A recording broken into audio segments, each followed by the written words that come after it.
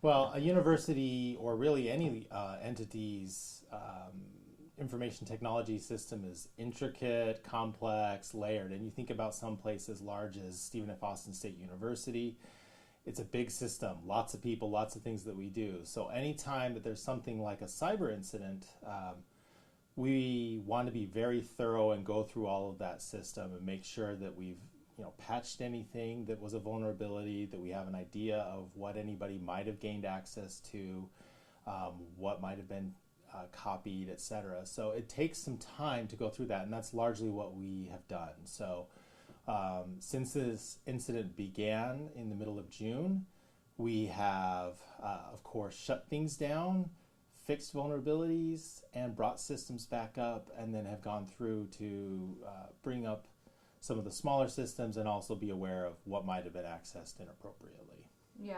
And so now you guys are kind of learning that there might be some things that are being sold online that have come from this hack.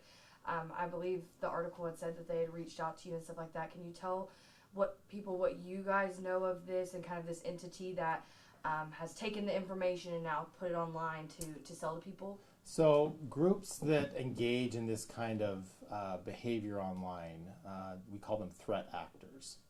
So threat actors who try to gain unauthorized or inappropriate access to systems or information that's in them typically are looking to do a couple of things.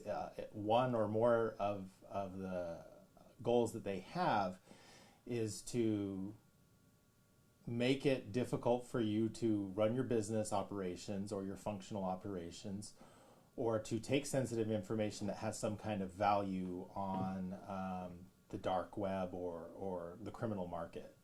And so we were contacted by a group that claimed responsibility for this and indeed wanted these things, wanted to try and, of course, extort the institution, extort the public, and take money to try and allow us to restore our systems or to protect information that they might have taken. I think the important thing to remember is you're dealing with criminals. And can you really trust a criminal? I mean, a criminal who comes in and inappropriately accesses something and takes something, can you really trust that they're going to keep their word if you do what they say? So we have worked with counsel and cybersecurity experts, not only our own people that work here, but those who are other partners, some of whom we have been in touch with through our affiliation with the University of Texas system. And so they have helped us not only in restoring our process, but also in communicating with the threat actors and helping us to gain the information that we need to protect people as best we can. Yeah. So they have taken some of the information, put it online, or selling it for, I think it said around $1 million or so. Did they reach out to you guys as well to say, hey, this is happening, and you guys trying to stop it from happening or anything like that? Can you take people through that part of it? So the experts that we work with have handled a lot of that communication, obviously with involvement with us as well. And of course, that's one of the first things that these threat actors want, or what they communicate, is that they want money. And of course, through a process for any institution or organization that has been targeted by criminals like this, that's an evaluation they make. Some decide to pay for it, some decide not to. It really depends on the circumstance, it depends on the information, depends on how valid it really is, the claim that they've taken something. So part of what we've done is, we had to discover what they might have accessed, and then we had to compare what we have and what we knew was in those locations and see if it was indeed legitimate, see if it had any kind of value that they look for. And typically what they're looking for is information that can be used to commit fraud, to steal people's identities, to inappropriately access their bank accounts, etc. And in this case, what we have discovered, it appears that the data that they might have that would have some value appears to be government-issued identification numbers for, it appears, fewer than 100 individuals.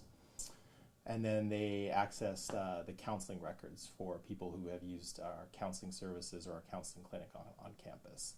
So those don't really have any particular value. If there were going to be value, it would be those government issued identification numbers. Those might be something that somebody could use.